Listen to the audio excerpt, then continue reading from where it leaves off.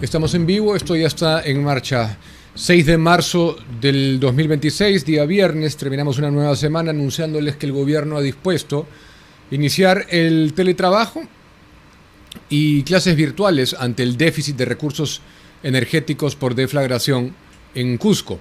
Denise Miralles ha sido la encargada de hacer el anuncio, presidente del Consejo de Ministros, que lo ha anunciado el día de hoy para el sector público de Lima y Callao, y que se promoverá la medida en el sector privado también, disponiendo asimismo clases remotas para colegios, institutos y universidades por una semana.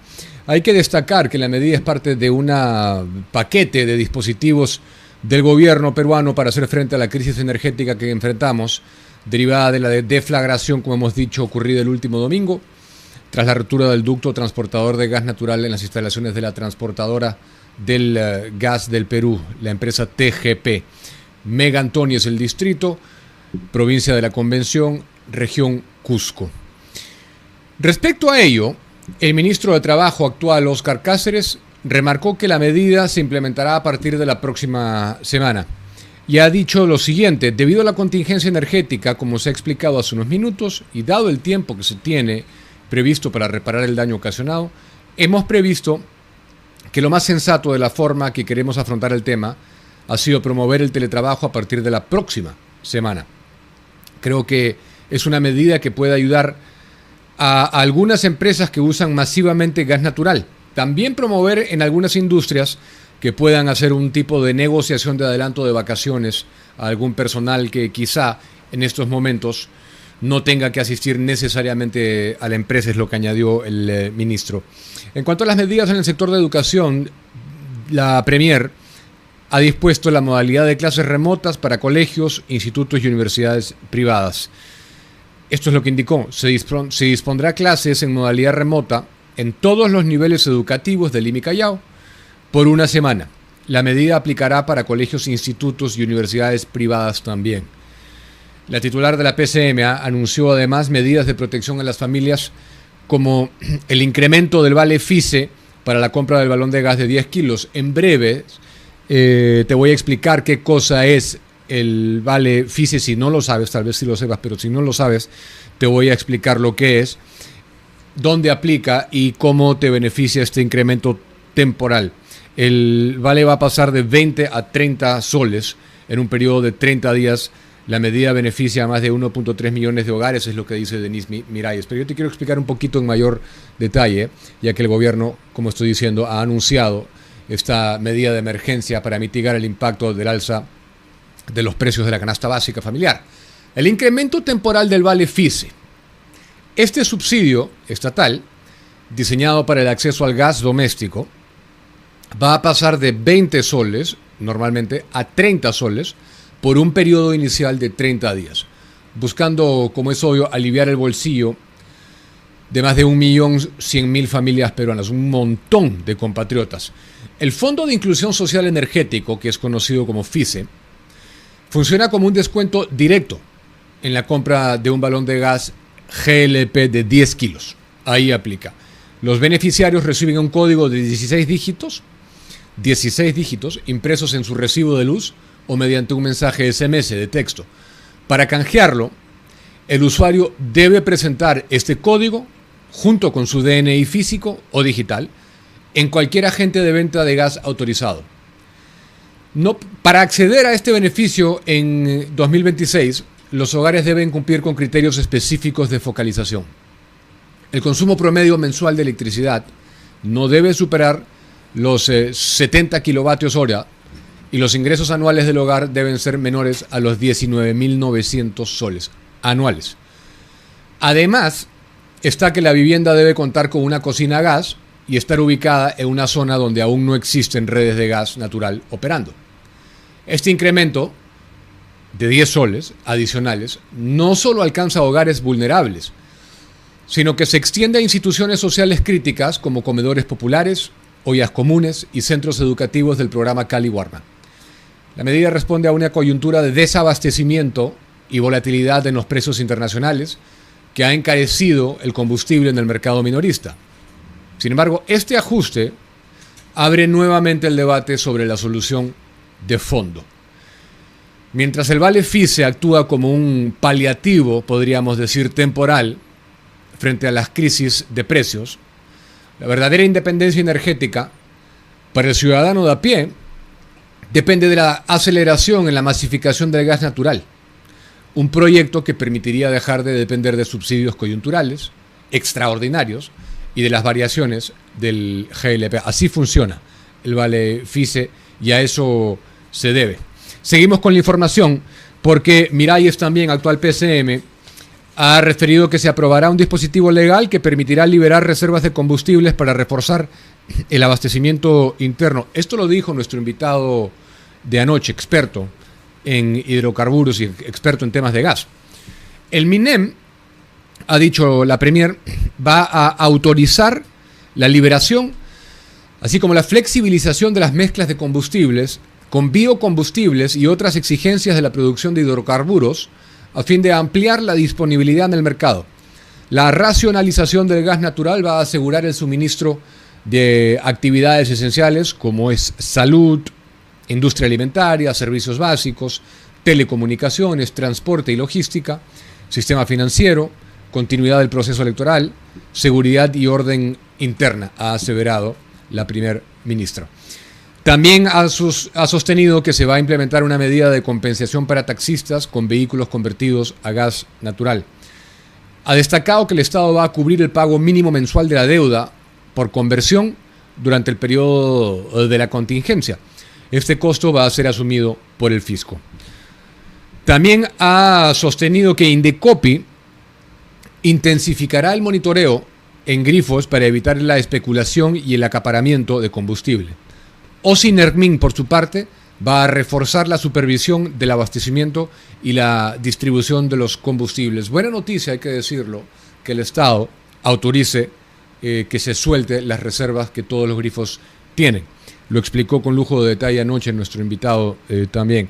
Quiero aprovechar, breve paréntesis, antes de ir con ustedes con la última encuesta de CID, que les voy a compartir algunas cifras interesantes.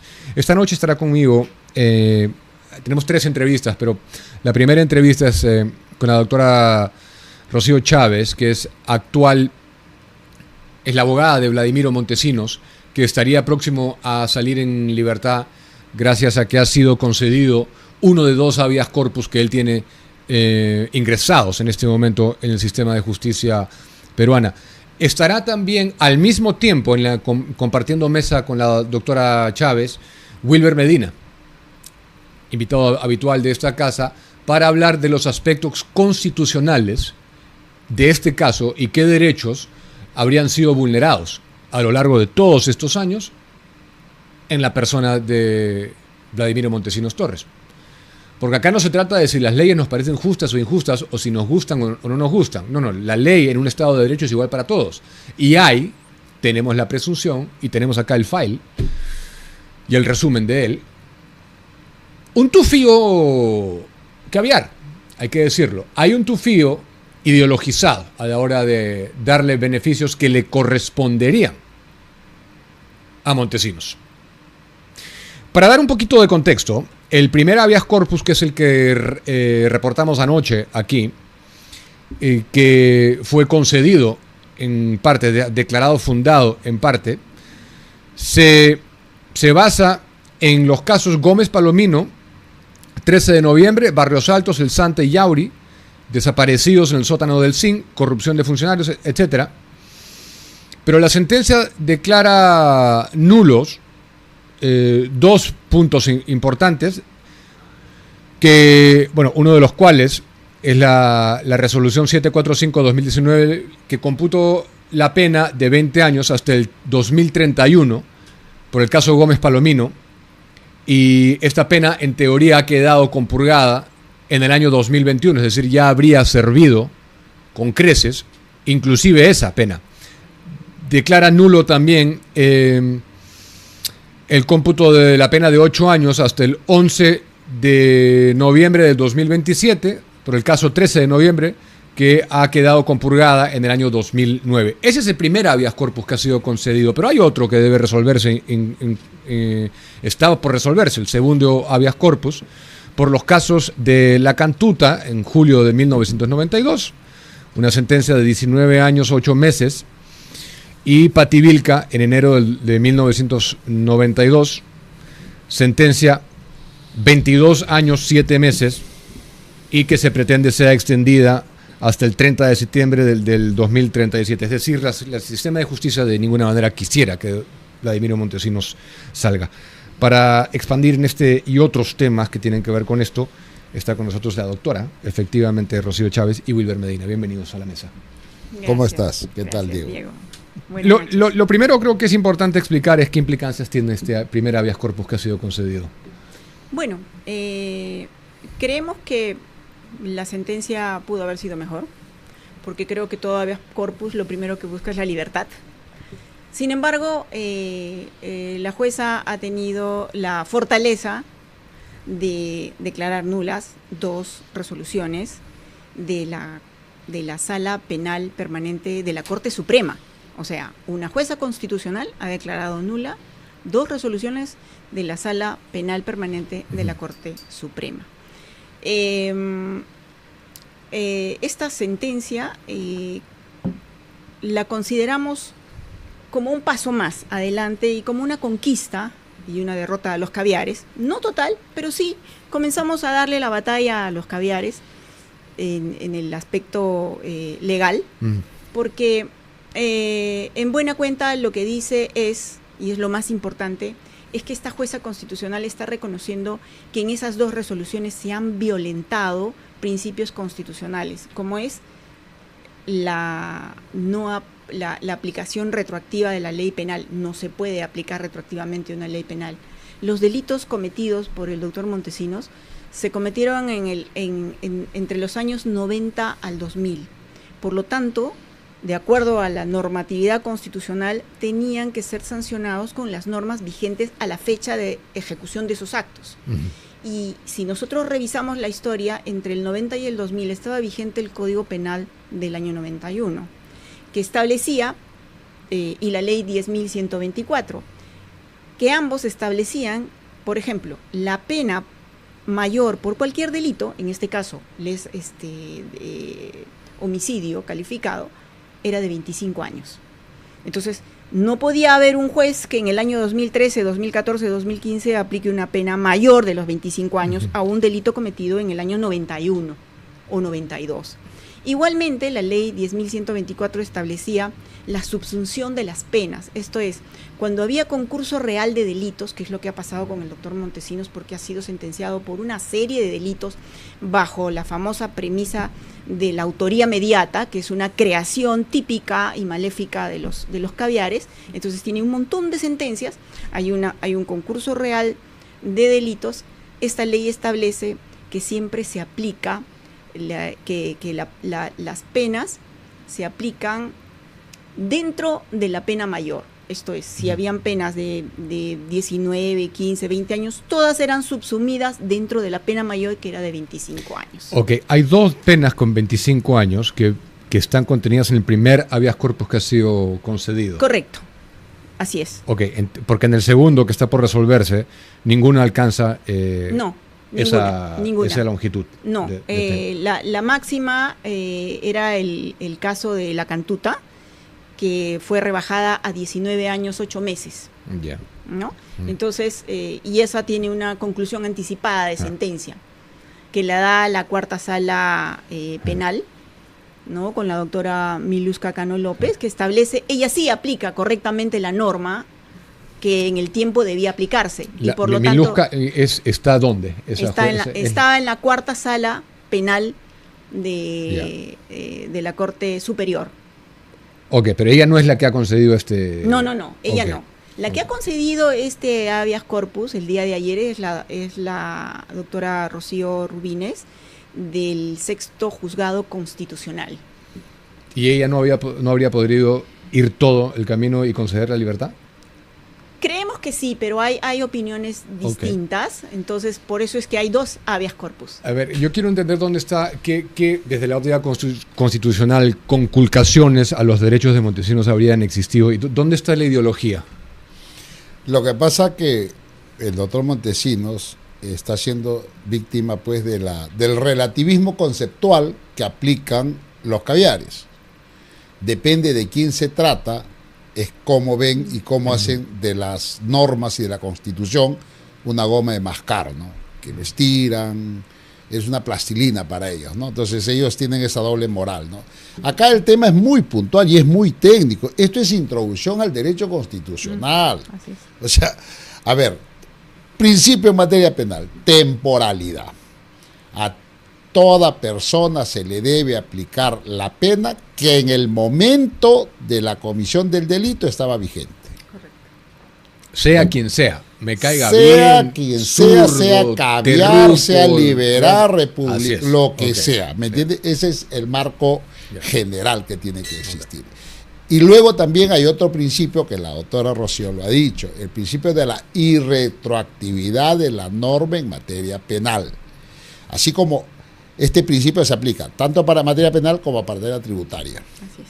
O sea, no se te puede a ti juzgar por una ley nueva, salvo, dice el constituyente, que la nueva ley sea más benigna para el reo.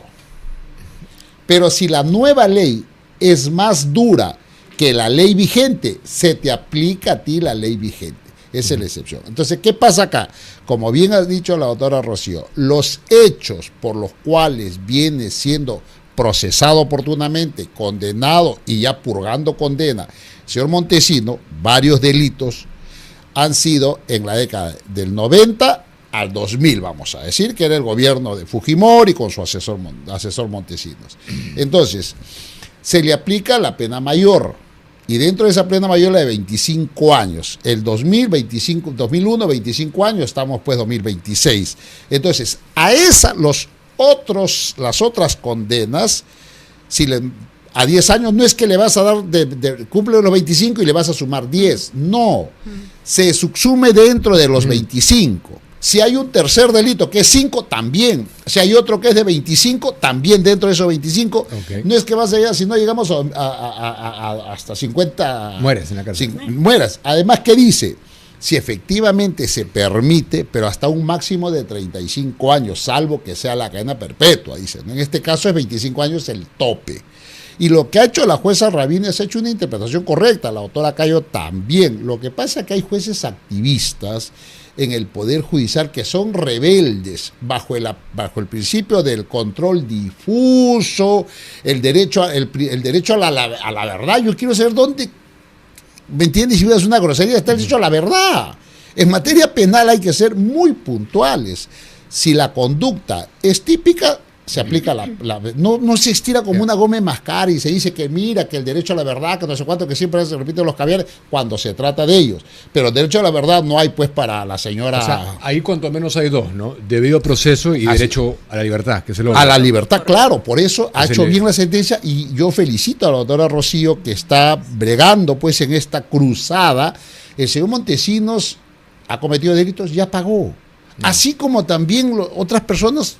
A ver, las penas tienen una finalidad, la resocialización de las personas e integrarlas a la sociedad, reingresarlas a la sociedad. Se le castiga, luego reflexionas y se supone que vas a portarte bien porque has sufrido pues este encierro, ¿no? En este caso prolongado. Pero no, acá los caviares se ensañan con el señor y no quieren que salga, quieren que muera. Lo que pasó con Rivera Olazo, lo que pasó con el comandante general Hermosa, ¿no? Hermosa de Río, bueno, eso, ¿no? Entonces, ¿qué cosa es lo que pasa? La refundición de la pena lo establece, como bien lo ha dicho el doctor Rocío, la ley 10.124, que estaba vigente desde 1944 hasta el 2013. El 2013 se publica una ley que endurece y quita estos beneficios de la subsunción o refundición de la pena, que es la 30.076. ¿Anula eso? Se anula Para eso. que se sumen. Sí, Ahora se anula. se suman. Se anula y se suman. Ahora Pero se esa, suman las penas. Diego, es ABC, introducción al derecho. Esa ley se dio el 2013. Los hechos por los cuales viene siendo juzgado Montesinos son del 90 a 2000 cuando máximo.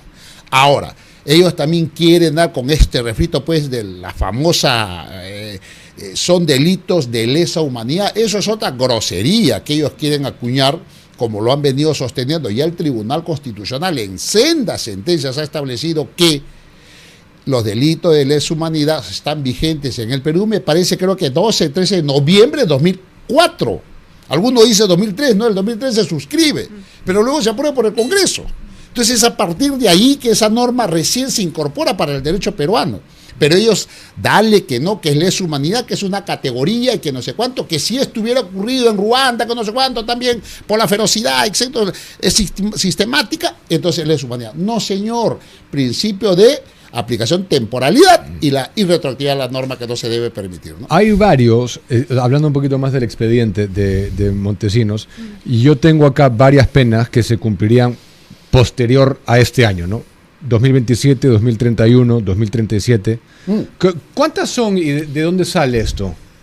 Bueno, 2027 es el caso de... Plativilca, creo, ¿no? Del 13 de noviembre. 13 de noviembre. El golpe de Estado. El golpe de Estado. 13 de noviembre, donde los hechos se suscitan en el año 92, se le aplica una condena de 8 años, desde el 92 más 8 años, 2010. Él venía purgando condena desde el 2001 en el CERE, y lo sentencian en el 2016 o 17. Por 13 de noviembre. Sí, por 13 de noviembre. ¿Y qué hacen? La barbaridad de sumarle la pena desde la condena en adelante. O sea, eso ha ocurrido en múltiples casos. En todos los casos ha ocurrido eso. O sea, es cuando una él se acoge a la confesión anticipada, también lo han sentenciado y quieren que desde ahí se compute. No. Pero es que el detalle es la asunción, pues. O sea, Sí. como ya estás preso, y ya se termina investigación desde ese momento, se cuenta, ¿no? Ellos dicen, desde que yo te condeno, desde ahí recién. Sí, pues, papá, pero ya está antes. Y la pena mayor es de 2001, entró preso. Entonces, desde ahí tiene que Entonces, contabilizarse. de todos estos, ¿cuál es la que debería primar? Las dos que tienen 25. Exacto, El tope. y que vencen en junio de este año. El 24 de junio del 2026, él debería estar libre. Pero además de eso, los caviares no quieren aplicarle a él la ley 32.181. La que beneficia a los mayores de 80. Ahí quiero llegar. O sea, ahí ya no, Ese es él un no debería primer estar beneficio preso. que ha sido ignorado. Totalmente. Su edad, En grupo etario. En todos los casos. Ya, pero eso es para que salga de cárcel a cumplir el resto en su casa. Comparecencia restringida. Ya, pero aparte, ¿por qué no quieren la 32.107 aplicada? Porque quieren aplicarle la ley, la del 2013, pues, que quieren sumarla. O sea, en buena cuenta no quieren que salga. Es- Quieren que o sea, muera pero en es la abiertamente cárcel. ideología. Ah, Ni totalmente. siquiera es Pero camuflado. No. grosero. Es grosera. No O sea, estaba ya, vigente. no. Aplicar algo que no estaba en vigencia. Es que para eso ellos están burlándose o desprecian los principios que sostienen el derecho penal, el derecho constitucional, de la temporalidad de la norma, principio de legalidad, principio de irretroactividad, que no es una cosa menor. Es un principio constitucional. Claro, por ejemplo, a este chico, mira, te voy a hacer el comparativo, como ya está vigente la ley, la 30.076 de 2013, que se suman, a este chico de Adrián le van a sumar la pena. ¿Por qué? Porque estamos en 2026, está vigente la ley. No se le puede aplicar la ley antigua porque ya hay una ley vigente cuando él ha cometido el delito. O sea, 2 o 3 sentencias se van a sumar. Se van a sumar. Claro. Si es que Porque llega a es condonar. la ley actual. La ley actual. Desde el 2013 Eso es medio bárbaro, ¿no? se ha endurecido, obviamente, hasta un máximo de 30. Hasta un máximo 35, de 30. perdón, de 35 años. Antes el máximo era 25. Entonces, y había subsunción, no Castillo había tendría que ser sumatoria. 35 años en cana. Claro. Se le va a sumar si hay delitos, claro que sí. Ok. Todo a partir del 2013 se va a sumar. Pero hay un detalle gravísimo que pinta de cuerpo entero cómo es que están resolviendo los jueces y magistrados caviares todos los temas relacionados con el doctor Vladimiro Montesinos. Hay 2 sentencias totalmente contradictorias, una que aplica las normas como debe aplicarlas y otra totalmente prevaricadora. Y las 2 salas son 2 salas de la Corte Suprema.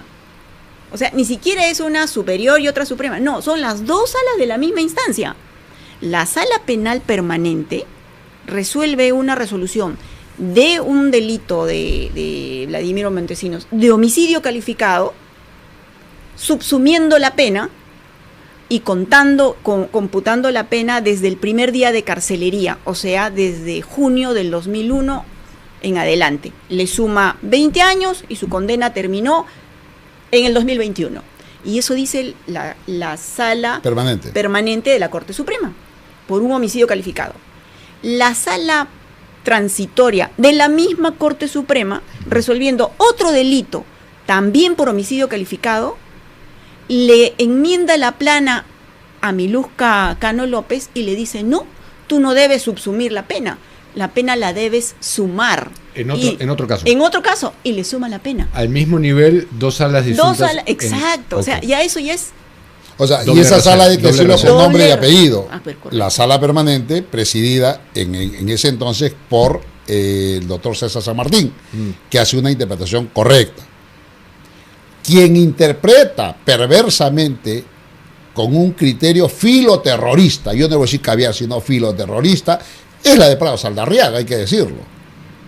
Y César San Martín se resolvió bien algo que podría, en ese tema de beneficiar temporalidad, claro, pero ojo, también hay que decir que César San Martín acuñó la sentencia de la teoría de la autoría mediata, ¿no? O sea, hay también, o sea, no todo es claro, ¿no? También tiene sus matices, ¿no? Entonces, fíjate, lo que dice el autor es claro, dos salas interpretan cuestiones sobre hechos similares, decisiones discrepantes, lo cual afecta gravemente un principio básico del sistema de justicia, la predictibilidad. ¿Qué significa esto? Hechos iguales, decisiones iguales. Sin embargo, que hay hechos iguales, decisiones dispares o contradictorias. Así es. Ahora, la pregunta es, ¿qué se viene? Hemos reportado la resolución de ayer del primer habeas corpus. Él podría salir en libertad si corrige como ha mandado el magistrado, sin que se resuelva el segundo habeas corpus. Sí debería hacerlo, porque son derechos constitucionales vulnerados. Entonces, un juez constitucional, al determinar que el doctor Montesinos tiene más de 80 años, ya debería haber ordenado su salida, aunque yo no lo pedí, inclusive. Sin embargo, no lo ha hecho. Entonces, sobre los hechos ya declarados en esa resolución, nosotros vamos a hacer una apelación en los extremos que consideremos necesarios y vamos a estar muy pendientes de que esas dos salas emitan una nueva resolución, porque lo que la jueza constitucional no ha dicho es que revisen, ella no ha dicho que revisen, ella ha declarado nulas las resoluciones de la sala y le ha dicho es nula porque sumaste la pena cuando debías subsumirla y tienes que contar la pena desde el 2001, contando todo tipo de penas, inclusive la pena que viene del fuero militar. Se suman todas. De orejas. Un jalón de orejas total. Hay que decir, bueno, si ha actuado bien, hay que decir el nombre, ¿no? Del juez. La doctora Rocío Rabines. Rocío Rabines. Sí, okay. Sí, sexto juzgado. Hay que tener lo que tienen las gallinas para sacar una resolución así. No obstante que no fue concedida. No obstante que no dio la libertad, pero bueno, es un avance. Estamos avanzando. Si eso ocurre y no se resuelve el segundo habeas corpus, ¿qué pasa? Bueno, tienen que apelar. Y lo que pasa que lamentablemente nos encontramos con jueces filoterroristas, aparte jueces timoratos que no tienen la suficiente valentía para tomar decisiones y aplicar la ley. Por más dura que sea, se aplica la ley. Si es dura para beneficiar, será pues también dura para perjudicar. Pero vamos a ver, todas estas cosas finalmente, Diego, ¿sabes dónde se van a decantar? En el Tribunal Constitucional. Porque estoy seguro que esa sentencia van a apelar y todo, y la sala la revoca y todo, y van a terminar en el Tribunal Constitucional. Para eso vamos a tener que esperar, lamentablemente, un poquito más. Mira, la violación de derechos es tan burda en este segundo habeas corpus que hemos hecho, que no me cabe la menor duda de que va a ser amparado. Lo que no sé es si le van a ordenar la libertad. Pero no debería salir solamente con la 32.107. Correcto, por eso solamente con esa ley no debería salir. Debería salir, por eso es que también estamos pidiendo esa aplicación. Ok, y aparte presentar una denuncia contra el juez que se niega a aplicarlo, ¿no? Claro, prevaricato, sí, lo mínimo. Ok, ¿eso lo están haciendo? Lo vamos a hacer. Digamos que llega a junio del 2026 y no ha salido por los habeas corpus, ¿saldría? ¿O tendría que ser hasta lo que dice acá, lo que pretenden ellos, 2037? No vamos a permitirlo, de ninguna manera. Él tiene que salir antes de junio, y va a salir antes de junio. O máximo en junio, digamos. Máximo en junio, pero él no se puede quedar un día más. Ok. Haremos las denuncias que haya que hacer, llamaremos al pueblo a que se levante, porque no podemos seguir permitiendo que se sigan violando los derechos. Ahora son de Montesinos. ¿De todos pueden ser? De todos. Pero si están haciendo eso con él, ya imagínate qué no harán con alguien, con un ciudadano de a pie, por Dios. Hay una cuestión importante que yo te quiero hacer precisar. Fíjate cómo actúa el señor Prado Saldarriaga, que es un peligro en la Corte Suprema. En la sentencia que da el Tribunal Constitucional el 22 de enero de 2026 sobre el tema de la ley Soto, la prescripción, que finalmente ha constitucionalizado esa ley, el tribunal, hay un fundamento que es interesantísimo leerlo y dice, mira lo que dice el fundamento 90. Dice, este tribunal advierte que mediante un acuerdo plenario 5/2023, la Corte Suprema de la República ha efectuado un control abstracto de constitucionalidad de las leyes sin tener competencia. Eso dice el tribunal. Esa sentencia, la Junta Nacional de Justicia debe procesar a todos esos jueces y nos limpiamos la Corte Suprema de tanto juez filoterrorista. ¿Qué sentencia es esa? La sentencia de la ley Soto. Te digo la sentencia, claro que sí, te la voy a pasar. Entonces, esta sentencia es la sentencia número 45/2026, en el expediente 13/2024, proceso de inconstitucionalidad, la sentencia es del 22 de diciembre, que caso suspensión de la prescripción de la acción penal por 1 año, la famosa ley Soto. Esa ha sido objeto de una sentencia de pronunciamiento del Tribunal Constitucional. Pero no querían aplicar esa ley. ¿Y qué hizo la Corte Suprema? Hizo un pleno y dijo, no, yo voy a interpretar. No, señores, los jueces ordinarios no hacen control de constitucionalidad, como dice el tribunal. Se han usurpado. ¿Quién hace? Quien hace es, ellos dicen, ha efectuado un control abstracto de constitucionalidad. Eso es una competencia reservada ¿para quién? Los Supremos. Para el Tribunal Constitucional. Ok, entonces han incurrido ahí en mira, delito. Claro, fundamento jurídico 90, te lo vuelvo a leer porque es importantísimo y es cortito. Dice, el tribunal advierte que mediante el acuerdo plenario 5/2023, la Corte Suprema de Justicia de la República ha efectuado un control abstracto de constitucionalidad de las leyes Soto sin tener competencia para ello. Y agrega, de la actuación competente de la seguridad jurídica, intentaron de manera deficiente, etcétera. O sea, han ejercido competencias que le corresponden y están reservadas única, exclusiva y excluyente al Tribunal Constitucional. Es un tema bien serio, gravísimo. No, o sea por pero Chana o por Juana, nada. no querían darle el beneficio. No, es más, mira, desde el día 1 en que Vladimiro fue preso, desde el día 1, 2001, 24 de junio, no hicieron más que violentar sus derechos. He traído acá la resolución presidencial del Instituto Nacional Penitenciario del 27 de junio del 2001, firmado por Gino Costa Santolaya. ¿Y qué dice? Artículo 1. Disponer el traslado e internamiento temporal por motivos de estricta necesidad del procesado Vladimiro Montesinos Torres del establecimiento transitorio de procesados de Lima al Centro de Reclusión de Máxima Seguridad de la Base Naval del Callao. Transitorio. Claro. 2001. Es otro punto bien importante que no se ha hablado mucho en prensa. 2001. Tenía carácter transitorio su permanencia ahí. Correcto. Tenían que haberlo pasado a otro penal donde hubieran vigentes las normas que establecen los beneficios penitenciarios. Bueno, en una base que no hay ni siquiera agua, ¿no? No hay agua, no hay luz. Eso no es una violación a... Pero por favor, claro que sí.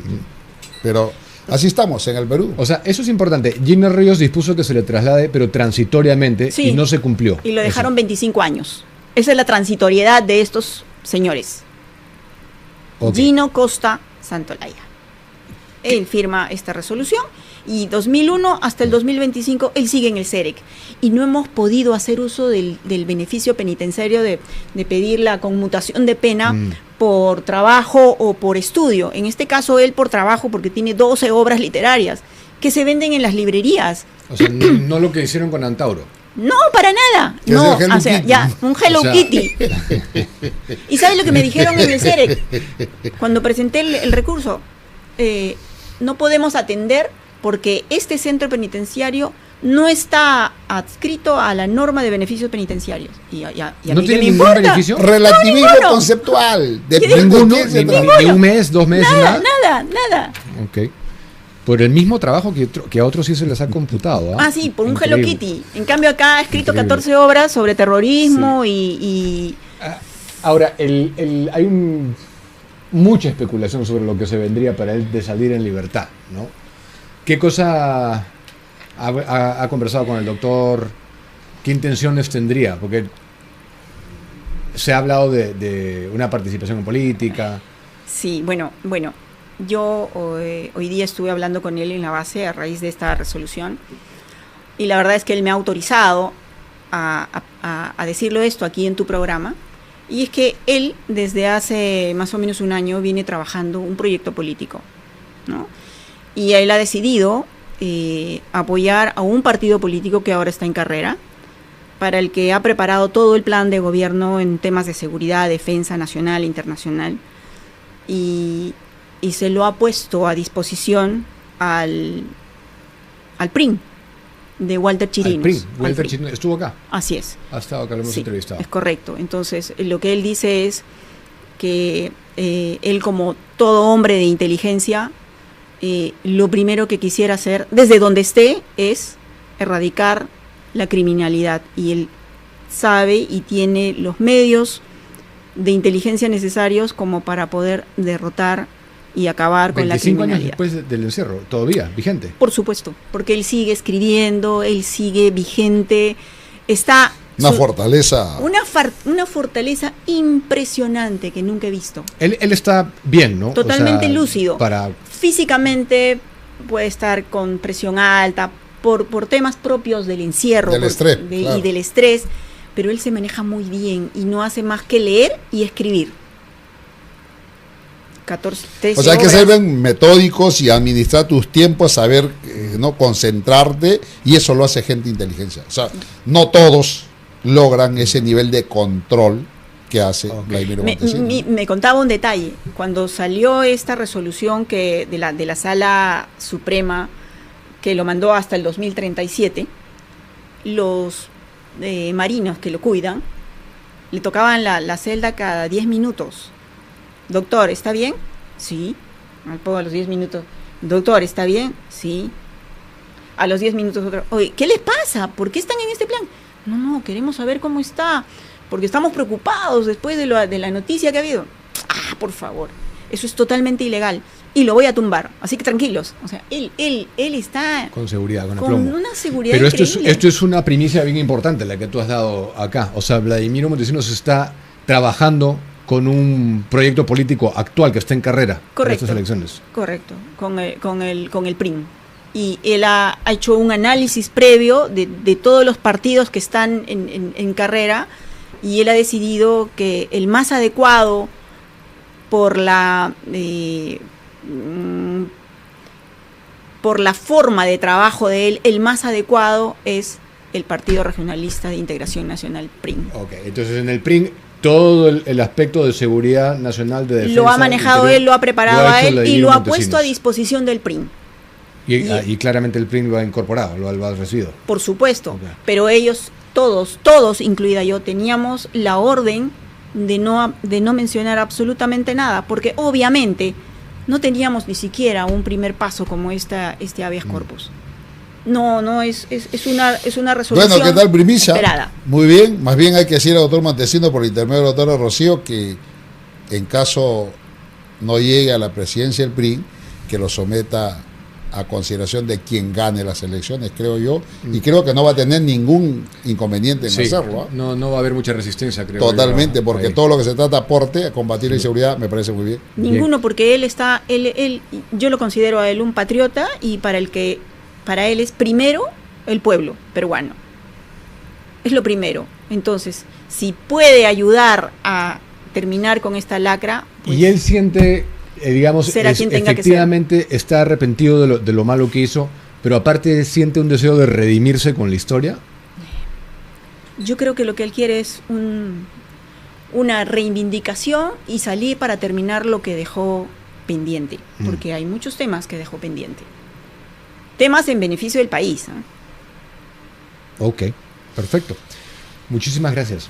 A ti, Diego. Por estar acá. No, si hay gracias, algo más Diego. que agregar para terminar, le doy la última palabra. No, bueno, simplemente 2 temas bien importantes. Uno, ayer, luego de que se presentó esta sentencia, nosotros estuvimos revisando las redes y la verdad es que llegamos a un cálculo de un 80% de todas las visualizaciones que decían, dime a dónde voto por él, si es que está Montesinos en algún partido. Bueno, pues ahora es el momento de ponerse los pantalones y decir, yo no hago más que subir a un taxi y preguntar, ¿por quién votarías? Por Porqui, por este.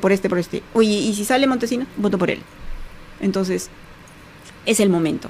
1. 2, llamar desde aquí a todos mis amigos abogados a que vayan a votar el día 14, porque no podemos permitir que Delia gane el decanato del Colegio de Abogados, porque eso sí sería un retroceso en la lucha contra los caviares. Muchísimas gracias, doctora. Wilber, siempre un placer. Hago mío también el último pedido. Y me da mucho gusto, en verdad, esta entrevista, porque tantos años que venimos hablando de trato desigual frente a la ley, persecución, etcétera, que creo que esto va a ser un caso que se va a estudiar luego en las escuelas de Derecho, el de Montesinos. Muchísimas gracias. No, gracias a ti. 7:31, seguimos. Gracias. En el Perú, la minería puede y debe ser una oportunidad para todos. El Consejo Nacional de Minería promueve una minería con verdadera inclusión, formal, sostenible, donde todos los peruanos tengan la posibilidad de crecer y aportarle al desarrollo de su país. ¿Quieres ser parte de este cambio? Escribe entonces a incorporaciones@conademi.pe. Conademi, construyendo juntos una minería para todos los peruanos. Estimados amigos, han recibido ustedes acá, como decimos en el argot periodístico, una mega pepa esta noche, de manera inesperada, hay que decirlo, sobre la participación del doctor Vladimiro Montesinos en política, desde ya, a través del PRIN, con el candidato que postula el candidato Walter Chirinos, que estuvo acá hace más o menos, será un mes, Julio, ¿no? Bueno, ha armado todo el plan, según nos cuenta la doctora, de seguridad, de defensa, de interior en Montesinos, y lo ha incorporado claramente el PRI. O sea que hay un nexo ahí, hay de alguna manera una participación política ya de quien fuera en su momento jefe del CIN. Ahora, debo seguir con información que quedó pendiente porque les había comentado que les iba a compartir cifras, y quiero aprovechar para saludar a mis miembros que están acá conectados. Liliana, un saludo para ti. Mila Guamán está ahí, un saludo, gracias por su gentil apoyo de manera constante. Vamos con CIT. 49.7% de peruanos prefieren que el país se mantenga en un modelo económico del libre mercado. Eso es una pieza de información muy importante, muy, muy importante. La pregunta que se le hace a la gente abordada es la siguiente en este contexto. Pensando en el rumbo del país, ¿usted preferiría que el Perú se mantenga en un modelo económico de mercado? 49.7%. Cambia hacia un modelo económico más estatista, 24.1%. Es decir, eso es una cosa que nos debe llenar de orgullo y de esperanza. Menos de la mitad quieren ir hacia esa dirección. Le es indiferente, 16.9%. No sabe, 9.3%. Es decir, básicamente 50% de encuestados sostienen que debe seguir el Perú, con todos sus bemoles, con todos sus defectos que ha habido, con las múltiples cosas que hay aún por corregir en nuestro sistema, con una economía mal que bien liberal. Mal que bien, porque no vivimos en una economía de libre mercado aún. Vivimos en una economía intervenida, que tiene mucho de estatista y tiene mucho fundamentalmente de mercantilista, que eso es lo que hay que corregir. Y para eso hace falta que el siguiente presidente y su equipo tengan los pantalones de hacerlo. 42.3% no se identifica ni con la derecha ni con la izquierda. En política es la pregunta, ¿usted se considera más cercano a ninguno? 42.3%. El centro dice 26.2%, derecha 21.5%, la izquierda 5.8%, no sabe 4.2%. Bueno, esa pregunta hay que decirlo, no sé qué opines tú, Julio, pero a mí me parece que está mal planteada, ¿no? Está formulada de manera un poco tendenciosa. ¿No les parece a ustedes? Ahora, hay un análisis que también quiero compartir, data interesante procesada por el Instituto Akia Perú, donde se analizan los posibles escenarios electorales. Simuló Akia Perú, la empresa, la composición de los 130 escaños de la Cámara de Diputados utilizando la encuesta Ipsos del 27 de febrero último, 1000 escenarios estadísticos y el método de la cifra repartidora. El resultado con barrera electoral, es decir, la famosa valla electoral, que para diputados es 5% de votos válidamente emitidos, así como la consecución de 7 escaños diputariales, es decir, 5% de votos válidos y mínimo 7 diputados, quedaría conformado de la siguiente manera la Cámara de Diputados. Fuerza Popular, 32 escaños, 100% de probabilidad de pasar la valla electoral.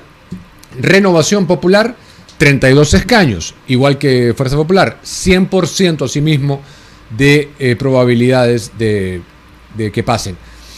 Alianza para el Retroceso, 29 escaños, 99.9%, es decir, le dan 0.1% de duda de probabilidad de que pase la valla. Y eso me parece una vergüenza, a mí, sinceramente. Partido Democrático Somos Perú, 17 escaños, 88.2% de probabilidades. Avanza País, y estamos hablando, recuerden, de la Cámara Baja, Cámara de Diputados, Partido de Integración Social, Avanza País, 10 escaños, con 35, en realidad, 0.4% de probabilidades. Y por último, en sexto lugar, el Partido Aprista Peruano con 10 escaños proyectados, 79.5% de probabilidades de pasar. Más alto de lo que pensé, voy a ser honesto. Sin barrera electoral, más de 15 partidos fragmentarían el hemiciclo nuevo y la valla reduce la representación de 130 escaños repartidos entre muchos a un parlamento con, en este caso, serían 6 fuerzas principales. El 43% de los encuestados, esto es una pieza de información clave, aún no tiene definido su voto. Los números podrían cambiar. Pero ¿cómo se conformaría el Senado? Se podrán preguntar ustedes a esta hora, son las 7:37, si las elecciones fueran hoy. Mientras que para el Senado, ya he hablado de diputados, va la misma pregunta. ¿Quiénes lo conformarían según las cifras de hoy? Por primera vez en décadas, vamos a elegir los peruanos a 60 senadores en 2 votaciones simultáneas. 30, como hemos explicado en edición especial, por distrito único nacional y 30 por distrito múltiple. Es decir, los que vivimos en Lima elegiremos en Lima, Arequipa, Piura, Lambayeque y así, ¿no? Simulamos la composición con la encuesta Ipsos del 27 de febrero de 2026 y el resultado con valla electoral, lo mismo en porcentual en votos válidamente emitidos, 5% deben obtener las agrupaciones políticas, pero en vez de 7, 3 senadores. Y ese es el requisito, ojo, para pasar la valla. En ambas cámaras tienes que pasar 5% y obtener en diputados 7 y en senadores 3. Cuyo criterio, dicho sea de paso, el Jurado Nacional de Elecciones va a afinar en los días siguientes para anunciarlo. Porque el elegir a 2 tipos de senadores, el cálculo de la valla se complica, se vuelve un poco más complejo, mientras que solamente es un diputado el que elegimos y es más flat, ¿no? Bueno, el resultado con la barrera electoral que les he explicado quedaría proyectado de la siguiente manera. Alianza para el Retroceso, 19 escaños, con 98.2% de probabilidades de pasar. Esto es inexplicable, sinceramente, para mí. No sé qué tiene en la cabeza la gente que podría proyectar votar por Alianza para el Retroceso. Fuerza Popular, 13 escaños, 100% de probabilidades. Renovación Popular, 16 escaños, 100% de probabilidades. Somos Perú, Partido Democrático, 6 escaños, 61.6% de probabilidades de pasar. Y el Partido Aprista Peruano, que tendría 6 escaños de senadores, 77.4%. Avanza País, Ahora Nación y País para Todos tienen probabilidades muy bajas de superar la barrera. Probabilidades muy bajas de superar la barrera. Esto es lo que consigna Akia Perú, no es una opinión que nosotros estamos dando. Nosotros estamos trasladando netamente la información procesada por el Instituto Akia Perú, para que no se confundan. Un voto disperso puede quedarse sin representación en la nueva Cámara Alta, que es la Cámara de Senadores. Bien, ahí lo tienen, entonces serían 6 en la Cámara de Diputados, los que proyectan pasarán la valla, y 5 en la Cámara Alta. pero se tiene que pasar en ambas cámaras para que se pase finalmente la valla. 7:40, acá solemos decir las cosas como son, sin vueltas. Cuando se trata de jugar también debería ser así. Por eso les recomiendo Olimpo.bet, donde juegas con reglas claras, como debe ser. Además, si te registras ahora, recibes 40 soles sin rollover para que empieces a ganar y cobrar como un rayo. Ya lo sabes, Olimpo.bet. Reglas claras y juego responsable. Seguimos, amigos. Voy a darle la bienvenida a justamente una candidata a la Cámara Alta, al Senado Nacional, por el partido Sí Creo. Carla Mares está conmigo. Bienvenida. Buenas noches, gracias por la invitación. Lo primero es preguntarte qué opinas de lo que acabo de leer, este informe que consigna Akia Perú, donde 6 partidos pasarían la valla proyectados, ¿no?, en diputados y solamente 5 en senados, donde no está claramente Sí Creo. Sí, esa era una estimación que ya desde hace unos meses se había hecho, que efectivamente de acuerdo a las reglas probablemente no iban a pasar muchos partidos la valla, sino aproximadamente entre 5 y 6, y efectivamente en el Senado, donde se acorta el número de personas, ¿no?, lógicamente son menos. Efectivamente sí, me parece que ese es el estimado que ya se había comenzado a dar desde hace bastante tiempo, sí. Pero cuando le pregunté a Carlos Spa, él me dijo que sí confiaba. Yo también confío. Pasar la valla. Yo también confío que seamos de esos 5 o 6 partidos. Ok. Para que eso ocurra tendría que estar equivocado, ¿no? Claramente esta casa, o que este mes cambien drásticamente, ¿no?, las cosas. No sé si estás en tus recorridos, notas una cosa que podría variar en esa dirección. Diego, yo lo que noto en los recorridos que hacemos es que hay mucha gente que no nos conoce. Ese es el gran reto que nosotros tenemos. Hace aproximadamente un mes salió una encuesta de Ipsos donde el 61% de personas encuestadas en el universo no nos conocía. Pero yo siento mucha receptividad de las personas que escuchan a Carlos Spa, que nos escuchan a los candidatos que vamos a los mercados, a las provincias, a los distritos. Hemos estado en el norte, en muchos distritos del Fondo de la Libertad, hemos estado en Chiclayo y en Lambayeque, y realmente la gente sí está abierta a un cambio y es receptiva a personas nuevas y a mensajes nuevos, esperanzadores. Entonces, yo sí confío, o sea, sí creo que podemos llegar a estar dentro de esos 5 o 6 partidos. Hay mucho trabajo por hacer, son semanas clave. Yo recuerdo que en la elección anterior yo ni siquiera conocía al candidato que finalmente ganó las elecciones. Lo conocí probablemente cuando me dijeron que iba a la segunda vuelta, honestamente. Okay. Entonces creo que hay muchas cosas que pueden pasar en el país, ¿sí? Ahora, estaba estudiándome tu CV, tienes credenciales bastante impresionantes, la verdad te felicito. Y tu foco... pero yo tengo 2 banderas grandes, que son la reforma política y la reforma de justicia. Yo creo que sin esas 2 banderas bien puestas, nada va a cambiar en el país, Diego. Yo me estoy lanzando ahora a la política porque estoy harta de lo que he visto en el país, de lo que veo día a día. Yo soy docente universitaria y veo cómo el talento se nos va. Y se nos va un gran talento, gente joven que no ve ningún futuro aquí. Entonces, yo creo que hoy la política así de sucia, como está así de corrompida, lo único que hace es disuadir a gente competente, capaz, decente, de ingresar en ese mundo porque es un charco y nadie quiere ni tocarlo ni acercarse. Entonces, yo creo que esas 2 cosas son las principales reformas que se deben dar si no queremos que sigan siendo partidos políticos que son empresas familiares, negocios, clanes, ¿no es cierto?, porque reciben cantidades de dinero del Estado y solamente por ser partido ya tiene franja electoral. Hay un partido que justo se dio de baja en la contienda, pero ya cobró toda la franja electoral, negocio redondo, gente que cobra por capacitaciones y recibe ingentes dineros de todos los peruanos por capacitaciones, que no paga impuestos por los locales partidarios.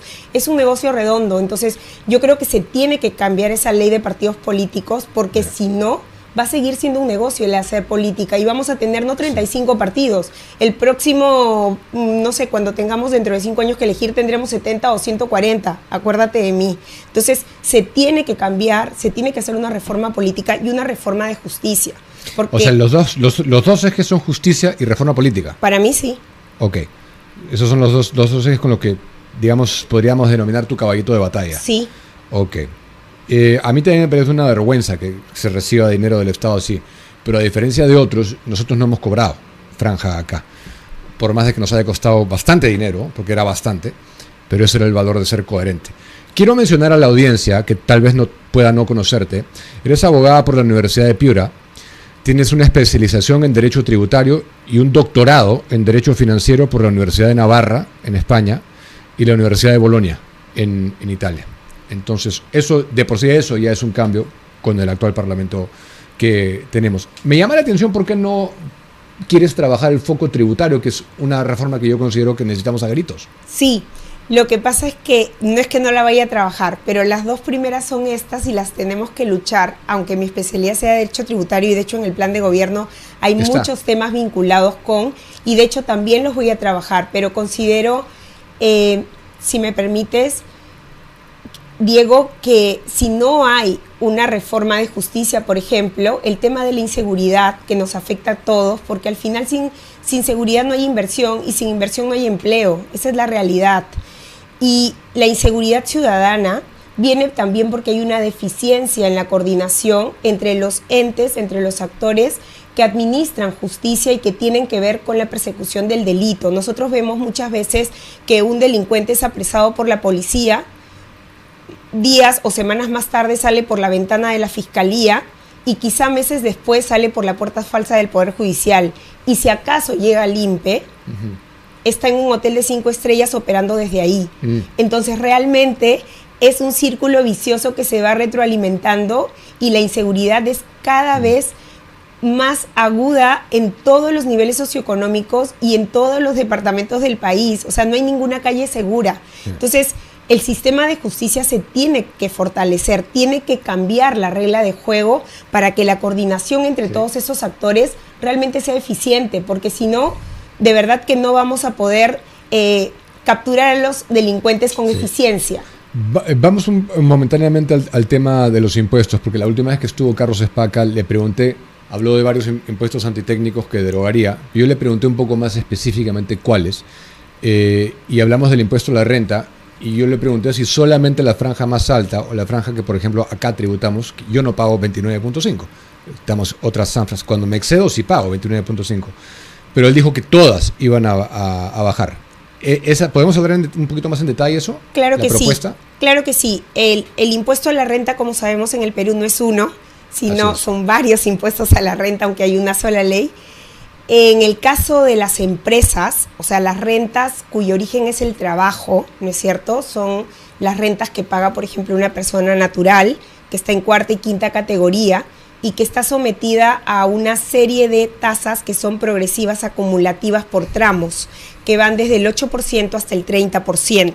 Cualquier persona que trabaja, sea en cuarta categoría como independiente o como dependiente en quinta categoría, tiene esos tramos de impuesto a la renta a pagar. En el caso de una persona natural que, por ejemplo, tiene rentas que proceden del capital, por ejemplo, del capital mobiliario, uno alquila una casa propia para tener un ingreso, pues tiene que pagar el 5%, porque las rentas de capital mobiliario, inmobiliario, con algunas poquísimas excepciones como dividendos, es 5%. Dividendos paga 30, ¿no? Sí, en el caso de si es de fuera, ¿no? Pero en el caso, por ejemplo, de segunda categoría, también paga 5%, ¿no es cierto? Si tienes derechos de autor, por ejemplo, ¿no? O sea, la persona natural, por rentas de capital, paga 5%. Y en el caso de las empresas, ahí es donde viene también otro mare magnum de normas, porque el kit del asunto, Diego, es simplificar el sistema tributario. Nuestro sistema tributario es muy complejo. Muy engorroso innecesariamente. Y la gente no es informal por decisión propia. Así es. Está forzada a hacerlo, porque quien no entiende cómo debe pagar, mira, decide no pagar e irse por el costado y ser informal, porque tiene que trabajar y tiene que comer. Esa es la verdad. Entonces, quien no entiende las normas no puede cumplirlas, así de sencillo y así de claro. Entonces, nuestro sistema es muy complejo. Yo soy docente universitaria y todos los alumnos que he tenido durante años temen el curso de Derecho Tributario porque lo ven horrible, o sea, es una cosa horrorosa, no se entiende, no se explica, o sea, hay que estudiar cada cosa, es complejo nuestro sistema. Entonces, en el caso de las empresas tenemos el régimen general, que ya conocemos todos, que paga 29.5, y tenemos regímenes especiales. Regímenes especiales que no han hecho otra cosa que generar el enanismo fiscal. ¿Qué es lo que se llama enanismo fiscal? Por ejemplo, un nuevo RUS, que es el primer nivel de impuesto a la renta más IGB, porque cuando tú pagas por RUS, pagas IGB más renta. Y pagas 50 soles mensuales y se finí. Hasta 8.000 soles, creo. Exacto, que, ¿no? hasta un tope, ¿ok? Pero tus 50 soles mensuales, tú no tienes que llevar contabilidad, nada, no, tú eres feliz, tú pagas tus 50 soles mensuales y todos somos felices. El puesto, un señor que tiene un puesto en el mercado paga sus 50 soles mensuales. Pero ¿qué ocurre? Que el señor crece, el señor es un buen negociante, el señor es un buen comerciante. Va a abrir otro puesto en el mercado, pero no lo va a abrir a su nombre, lo va a abrir a nombre de su esposa. Y su esposa no va a trabajar ahí, ojo, pero lo pone a nombre de la esposa. El tercer puesto, porque sigue creciendo, a nombre del cuñado. El cuarto, a nombre del hijo. Y así puede tener hasta 7 puestos en el mercado. Ese es el promedio de que un comerciante en el mercado de la parada, por ejemplo, tiene 7, pero no lo tiene a su nombre, aunque él los gestione y los negocios sean propios. ¿Por qué? Porque si él sube, hay un upgrade, él tiene que pagar más, y no solamente es pagar más plata, sino que se le hace más complejo, porque tiene obligaciones formales que cumplir, contabilidad, rendir cuentas, informar, y eso todo se lo hace un lío. Entonces lo que prefiere es quedarse chiquito. Pero ¿qué ocurre al quedarse chiquito? Que él no tiene, por ejemplo, la misma espalda financiera cuando va a un banco y pide financiamiento. Que la debería tener. Y la debería tener porque él sí tiene 7 puestos en el mercado. Entonces, es un sistema perverso que en vez de impulsar el desarrollo, el crecimiento, lo que hace es achatarlo. Y lo penaliza. Y lo penaliza. Pero ¿cuál es la propuesta ahí para Nosotros queremos un único sistema, o sea, que primero simplificarlo al punto de que sea un solo sistema y que además sea progresivo. Es decir, un tipo IGB. O sea, uno para todos. Lo que es empresa. Pero para las empresas, pero para todos. Ya no habría régimen MIP especial, RUS, nada. No. Todos. Todos por igual. ¿Con franjas? Con franjas sí, pero por franjas que van a ser más bien beneficiosas para quien sube. ¿Entiendes? No. Debería ser menos. Claro, lo que pasa es que no interesa, porque cuando tú ganes más, aunque tu tasa sea más chica, vas a terminar pagando más. Eso es lo que siempre he dicho. Es la lógica. Toda mi vida he dicho eso. Pero es así. Entonces, esa es un poco la lógica que está detrás de la reforma que nosotros estamos planteando en el plan de gobierno. Yo soy jefa del plan de gobierno. ¿Y cuáles son las franjas, más o menos? Bueno, nosotros hemos establecido prácticamente tres franjas que van más o menos en la primera línea a partir del 8%, que es básicamente 8% es la primera. Sí, para poder un poco equipararlo con personas naturales, porque también ahí viene otra cosa, ¿no? Nosotros sabemos que hay personas naturales con negocio. Entonces queremos equiparar eso y a partir de allí nosotros tener como franja tope el 25 de renta. El 25 sería el tercero, la base sería el 8 y el 15 sería el de en medio. Es espectacular, me parece eso, como es en Singapur. Sí. Ok, perfecto. Entonces seguramente a eso se refería Carlos Spa cuando decía que 3 franjas simples de entender, fáciles, sin engorro y además lo que nosotros queremos hacer es simplificar el sistema tributario, pero además digitalizarlo a tope, o sea, full, todo digitalizado, porque hay muchos trámites que la persona no sabe cómo hacer, hay mucho papeleo, hay mucho tema que tú tienes que contratar un contador para hacerte la tributación. Sí, claro. Y a veces hay microempresarios, pequeños empresarios, que gastan más en el contador que lo que realmente tienen que pagar de impuestos. O sea, es un absurdo. Y luego, muchas veces, por equivocarse, si no acuden a un especialista, son penalizados. Nosotros queremos sí llevar un plan ambicioso de orientación. Queremos que la SUNAT sea alguien que oriente en primer término, antes que penalice. Y que persiga, ¿no? Por supuesto, o sea, no puede ser que a un pequeño comerciante que está queriendo cumplir le cierren su local cuando lo que factura al mes prácticamente le da para comer. Entonces, las multas son abusivas, son desproporcionadas y al final tampoco hay una orientación por parte de SUNAT para que esos contribuyentes realmente sigan siendo formales. Más bien lo que están haciendo es que cada vez sean informales. De hecho, el 86% de MIPES son informales. Dato mata relato, ahí, ¿no? Me acuerdo de esa frase, porque te vas a enfrentar a gente con el relato ideológico de que si ganas más tienes que pagar más tasa. Pero eso a mí me parece ridículo. No. Porque inclusive con menos tasa es más dinero. Mira, hoy el 1% de los contribuyentes representa el 80% de la recaudación. Quiere decir que el sistema no funciona. Casi nadie está dentro de ese sistema. Así es una pirámide invertida. No sé si hay algo más antes de terminar que quieras agregar, te doy la última palabra y también para que te dirijas a la audiencia. Muchas gracias, Diego. Nada, yo agradecer la invitación al programa, decirles que soy Carla Mares, me presento al Senado Nacional con el número 2 por el partido Sí Creo. Yo invoco a todos a un voto informado, que es lo que realmente puede cambiar las cosas en nuestro país. Nuestro símbolo es el de la velita misionera, la velita de la esperanza, y yo sí tengo la esperanza en un país mejor si es que todos nosotros, los peruanos, nos hacemos responsables de nuestro voto. Si yo soy una opción para ti, estaré muy honrada de representarte en el Senado. Mencionar también que encabezas el plan de gobierno de Sí Creo, y aparte de dos cosas que muy brevemente quisiera mencionar que están dentro de tus propuestas, aparte de reformar la política y el sistema político y la justicia, luchar contra la anemia infantil y recuperar las plazas de beca de 18 que se han recortado, de lo prometido 20.000 a 5.000. 5.000, y eso sí es una consigna que yo tengo porque soy docente universitaria, he sido tutora de muchos alumnos beca 18 con mucho talento y no es justo que el gobierno haya recortado a 5.000. ¿Cuándo se hizo esto? En febrero. Eso hace es ahorita, poquito que se ya, sí, pero se prometieron 20.000 en el 2024 y eso era lo que estaba previsto y muchos estudiantes no van a poder estudiar porque se han recortado a un cuarto de beca y nosotros hemos hecho todo un estudio de los gastos superfluos, frívolos. Desde, mira, te puedo decir, hay más de 1.000 alumnos que podrían estar beneficiados con beca porque yo he hecho ese cuadro con números exactos. ¿Y por qué? Porque en el gobierno regional se le ha asignado al gobierno regional de Puno, por ejemplo, para bocaditos y actividades recreativas. ¿Tú entiendes eso? No. No. Aparte, chicos que están pensando solamente en cómo ingresar, cómo van a hacer, no están como para, o sea... No, pero los gastos son de verdad escandalosos, que tú dices, ¿cómo es posible que hayan priorizado eso en el presupuesto 2026? Carros de lujo para los congresistas, carros de lujo para los policías, que equivalen a 600, 800, 1.000 becas, versus un recorte ínfimo. O sea, han dejado a 5.000 alumnos nada más de los 20.000 que estaban previstos. Es una vergüenza, la verdad. Bien, muchísimas gracias por estar acá. Estaremos en comunicación. Son las 7:58. Mantén tu negocio siempre listo con Agua Iglú. La hidratación que acompaña cada jornada de trabajo. Elige la presentación que mejor se adapte a tu equipo. Botellas, cajas o bidones. Ideales para oficinas, restaurantes, almacenes, fábricas y todo tipo de negocios. Realiza tu pedido de manera rápida al 998-197-138.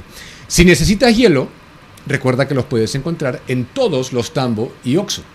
Conoce más en sus redes sociales. Iglú refresca tu vida. Bien, amigos, seguimos con el programa. Quiero mandar unos saludos que están saludando por acá. Javier Kawahigashi 9607, un saludo para ti, Javier, gracias por apoyar la comunidad. Dejen su like, como dice Milagros Guamán ahí.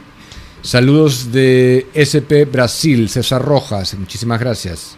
Y Liliana dice, ups, tantos partidos, sí creo que nombrecito parece surrealista. Pero extraordinaria propuesta, hay que decirlo, ¿eh? Yo vengo años hablando de esto, de que sea mucho más fácil de entender, que no se penalice el éxito. No tiene ningún sentido más que ser ideologizado, penalizar el éxito y decir no tiene que pagar mucho más porque gana más. No, se va a generar más riqueza si se bajan los impuestos para todos, es un código fácil de entender. Todos vamos a ganar al fin y al cabo. Bien, amigos, viene Cecilia Chacón, candidata a diputada por la agrupación Fuerza Popular. Bienvenida. Hola, ¿qué tal? ¿Cómo estás? Muchas gracias. No sé si pudiste ver, ayer vino la esposa del ex comando Chavín de Huanta, Roberto Villar, que ha sido sentenciado recientemente a 20 años para denunciar irregularidades. Ella sostiene que los testimonios no son de testigos directos, que esto es lo único que ha utilizado el juez para sentenciar, y que además la necropsia de los cadáveres no coincide con la fecha de la operación Valparaíso en el Alto Guayaga. Lo primero que te quiero preguntar es qué harías tú desde el Congreso para poner fin a lo que muchos percibimos como una persecución contra los militares. Bueno, no he visto el programa de ayer, he estado en Chorrillos, en la inauguración de un local del partido, pero lamentablemente esto no es un caso aislado, ¿no? Hemos visto la persecución a militares y policías que han defendido muchas veces durante años y han dado su vida por el país y nos han salvado del terror. Y se han dado leyes, es más, se ha impulsado desde el fujimorismo leyes para acabar con esta persecución, y fiscales y jueces no las quieren hacer cumplir, ¿no es cierto? Y esto tiene que acabar. Más bien, hoy por hoy, los delincuentes muchas veces tienen muchos más derechos que las víctimas. Y es por eso que la delincuencia ha avanzado tanto. Y es por eso que el fujimorismo propone fuerza para poner orden. ¿En qué momento comenzó todo esto? Con Toledo.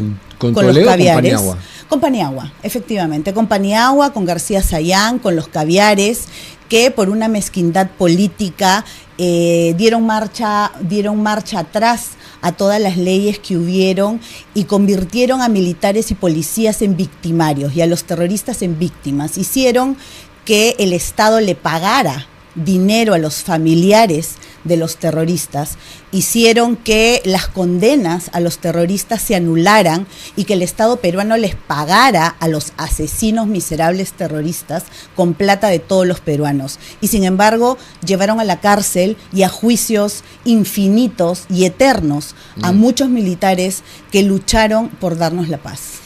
¿Cómo estás viviendo la campaña? De lo que estás viendo. Con mucha alegría. ¿Sí? Yo soy muy campañera, me encanta. Esta es ya como mi 10ª campaña. Yo soy fundadora de Fuerza Popular, así que he estado en muchas campañas, no solamente personales, sino del partido, municipales, regionales, a nivel regional y nacional. Así que a mí me gustan mucho las campañas, me lleno de energía, la verdad, y de mucha fuerza. Y a la gente, yo la siento un poco desconectada a la gente. Siento que recién ahorita está comenzando algo a calentar. ¿Tú cómo percibes a la población en tus recorridos? En el AB está más desconectada que la gente que siente las necesidades reales del país, ¿no? Lamentablemente creo que aquellos más privilegiados están mucho más desconectados de aquellos que tienen necesidades mucho más reales. O sea, digamos, del C hacia abajo, ¿sí sientes que están más pendientes sí, sin de duda. quién va a salir? Sin duda, y mira, no solamente más pendientes, tú lo ves en las votaciones, por ejemplo, el 30% en la última elección no fue a votar. Cuando a veces dicen de que tenemos los presidentes que tenemos por la ignorancia de algunas personas, yo digo que no. Yo digo más bien que es por el desinterés de una clase privilegiada, muchas veces más que por algunos que no lo son tanto. La gente está pensando que estas pullas entre Fuerza Popular y Renovación Popular está haciéndole el favor de la vida a López. Mira, yo diría que Chávez. las pullas vienen más de un lado que del otro. Nosotros simplemente aclaramos ciertos temas. Hoy nosotros damos propuestas, no respondemos y no vamos a responder. Creo que la población está cansada de discusiones. Nosotros miramos hacia adelante y queremos resolver los problemas de los peruanos. Keiko estuvo ayer en el Cusco, donde está uno de los más grandes problemas actualmente del país, claro, que es el tema del gas, ¿no? De los ductos que hay el día de hoy, que es un problema gravísimo que viene de atrás. y hoy está en Apurímac y está en el sur del país, y creo que una vez más el fujimorismo demuestra que está justamente donde el Perú lo necesita, ¿no? ¿Cómo fue recibida Keiko en Cusco? Muy bien. ¿La recibieron muy bien? Muy bien. En Cusco? Muy bien, con mucho cariño, con muchos recuerdos hacia su padre y hacia esa esperanza que tienen todos los peruanos de que el fujimorismo efectivamente va a ser el mejor gobierno que va a poder hacerse entre los candidatos que hay ahora. El tema, estaba viendo unas declaraciones tuyas sobre endurecer las penas. El tema número uno. No, endurecer las penas no tanto, ¿ah? Yo no he hablado de endurecer las penas. No, pero era sobre eso, la declaración. Pero tú dices que tiene que haber una decisión política de empoderar a nuestras Fuerzas Armadas y policiales. ¿Te opones a la pena capital? Lo que pasa es que nosotros derrotamos al terrorismo sin la pena capital. Yo creo que no hay necesidad necesariamente de una pena capital. Nosotros derrotamos al terrorismo sin una pena capital. Abimael Guzmán fue tomado preso, no hubo necesidad de una pena capital para derrotar al terrorismo, y creo que lo que se necesita es una decisión política real para poner orden en el país. El Salvador no tiene pena capital y ha derrotado a la delincuencia. El Paraguay no tiene pena capital y ha derrotado a la delincuencia. Y lo que ha habido es una decisión política real para poner orden. Lo que ha habido es mano dura para poder realmente poner en práctica las leyes que existen. Pero Bukele ha ignorado el sistema interamericano de derechos humanos. ¿Estarías de acuerdo con eso? Sí, lo que pasa es que lo que hay que hacer es, y que también lo ha dicho Keiko Fujimori, lo que hay que hacer es tomar con pinzas lo de la Corte Interamericana de Derechos Humanos. Lo que pasa es que nosotros no podemos ser víctimas de una Corte Interamericana de Derechos Humanos totalmente ideologizada, y no podemos poner en sus manos nuestra soberanía. Son dos cosas totalmente distintas, ¿no es cierto? Pero, una vez más, el Perú nunca no ha tenido una pena de muerte para derrotar al terrorismo, y nosotros, así como derrotamos el terrorismo, vamos a derrotar a la delincuencia.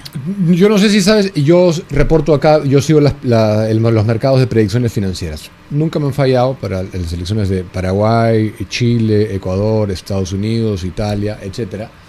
Y hoy por hoy la foto es López Aliaga, López Chao y Keiko. Y la gente está diciendo que si pasa Keiko con López Chao, ya fuimos, porque es una película que consideran que ya vemos. ¿Tú cómo percibes ese fenómeno que muy probablemente se pueda dar? Yo creo que la gente que quiere que gane López Aliaga siempre utiliza ese discurso, pero creo que es totalmente falso. Quienes recorremos las calles y quienes recorremos no solamente Dazo, sino quienes recorremos realmente los lugares más alejados, apartados, realmente el Perú real, sabemos perfectamente que el fujimorismo crece cada día y el cariño hacia Fuerza Popular es grande. Han tratado de perseguirnos, han tratado de desaparecernos y no lo han logrado. Es más, aquellos que lo intentaron son los que han desaparecido. Pero no consideras, digamos que se da esa segunda vuelta, Keiko contra López Chao. ¿Tú crees que Keiko le ganaría? Yo creo que sí. Es más, yo creo que las dos últimas veces donde no hemos logrado la victoria, creo que ha sido con, llamémoslo, no, yo lo llamo fraude, pero algunos lo quieren llamar ardide, ¿no? Pero sin duda alguna, Keiko ha ganado. Entonces, y tú puedes ver el vaso medio lleno o medio vacío, pero la fuerza del fujimorismo es tal que a pesar de todo lo que nos han hecho, no solamente seguimos fuertes y decididos, sino que cada vez más fuertes. Yo creo que nunca la han perdido. Yo creo que nunca hemos perdido una elección. Nunca ha perdido. Lo que considero es que nunca ha alcanzado para ganar la segunda, porque hay un antivoto muy fuerte. Yo creo que nunca hemos perdido. Yo creo que en las dos últimas elecciones, bueno, con Ollantumala yo creo que sí, Ollantumala ganó, ¿no? No obstante la orden de inmovilización de los militares. Ollantumala ganó en buena lid. Yo creo que sí. Él ganó limpio. Yo creo que él ganó limpio, sí. Yo creo que en esa oportunidad Ollantumala ganó. PPK no. Y Castillo tampoco, sin duda. Es más, hoy por hoy hay una orden, y tú lo has dicho perfectamente. La orden fue con PPK, perdón, sí, me corrijo. la orden la dio Humala pues, cuando era la elección Así de es. PPK en 2016. Así es, Sí. así es. Ollanta ayudó a PPK a ganar. Así es. Yo digo de eso. Así es. Por supuesto, sin duda. Eso es irregular, pues. Por supuesto. Claro. Ollanta ayudó a PPK a ganar, ¿no? Y además hay muchas maneras de hacer fraude, ¿no? Se inmovilizó a la policía, se inmovilizó a las Fuerzas Armadas, se inventó el tema de que había una investigación de la DEA, ¿no es cierto? Se El inventaron, reportaje de la Colocha. así es, el reportaje de la famosa Colocha. Luego, eso fue con PPK, y sin vergüenza en la cara, o sea, sin sangre en la cara y con un desparpajo terrible, ¿no? Luego, en el caso de Castillo, igualmente se inmovilizó a la Fuerza Armada, Vizcarra inmovilizó a la Fuerza Armada, inmovilizó a la policía también, se cerraron centros de votación en el extranjero, todos aquellos votos que se sabía que eran de Fuerza Popular, y se perdió, entre comillas, por 30.000 votos. Hoy por hoy el Poder Judicial ha ordenado que la OMPE entregue las actas, y con total desparpajo no lo quieren hacer, ¿no? O sea, en el colmo de los colmos, ahora vemos pues que hacen lo que quieren, así como no quieren aplicar las normas que da el Congreso para que no sigan persiguiendo a nuestras Fuerzas Armadas y policiales, igual no se les da la gana de entregar las actas, donde se demostraría pues el fraude que ha habido, ¿no? Y comparado a las 3 anteriores veces, ¿cómo la ves a Keiko ahora? ¿Qué es distinto en esta vez? Mira, primeramente que estamos con un sistema de personeros totalmente diferente. Estamos, que no lo voy a contar en este momento, pero sin duda alguna las cosas son totalmente distintas en esta ocasión en cuanto a personeros, ¿no? Creo que hay, y espero, y eso es una preocupación también en este momento, que el señor Balcázar, que también viene de la izquierda, porque estos temas los hacen justamente los caviares y la izquierda, que ahora está nuevamente en Palacio, pueda cometer igualmente las mismas maniobras, ¿no? Pero ya estamos advertidos, y espero que en esta oportunidad, en general, todos los partidos políticos, sobre todo los que son de derecha, pues estén mucho más avispados, ¿no? Porque esto lo hacen justamente para beneficiar a los partidos de izquierda que tienen estas mañas, digamos, ¿no? Los caviares y la izquierda, por un lado. Y por otro lado, en el tema igualmente de personeros, ya se sabe cuáles son las mesas, ya se sabe cuáles son los centros de votación y los locales donde están esas mañas que han tenido para esos votos y esos muertitos que han votado, y esas mesas donde no ha habido pues ni un solo voto en segunda vuelta de otros partidos y cosas bastante extrañas, ¿no? Espero realmente, por un tema de historia con el Perú, que Corbeto cumpla con Bueno, yo no le tengo ninguna fe. Tiene que hacerlo, la ley lo manda. Tiene que, no es yo opcional. no le tengo ninguna fe. Ok, y otra cosa que te quiero preguntar es ¿cómo crees que podemos O sea, salir la desfachatez es grandísima, ¿no? Vamos a ver. No, le pidió 18 millones que pague el partido. Imagínate. ¿Cómo podemos salir de esta crisis, de este rompimiento del vínculo entre la representación nacional y la gente? Esta crisis del Congreso, ¿cómo es que se puede hacer? Mira, yo creo que de alguna manera este Congreso, guardando las distancias, yo siempre, y siempre lo he hecho, he defendido la institución, ¿no? Yo creo que debilitar las instituciones es muy peligroso y hay que diferenciar a las personas de las instituciones. Tenemos 130 congresistas, de los cuales lamentablemente sus individualidades en algunos casos han sido terribles. Hay que reconocerlo y aceptarlo, y lo lamento muchísimo. Pero de esos 130, esas individualidades no han sido todas, ni siquiera la mayoría, ¿no es cierto? Yo creo que de repente habrán sido pues unas bastantes, sí, 50, ¿no?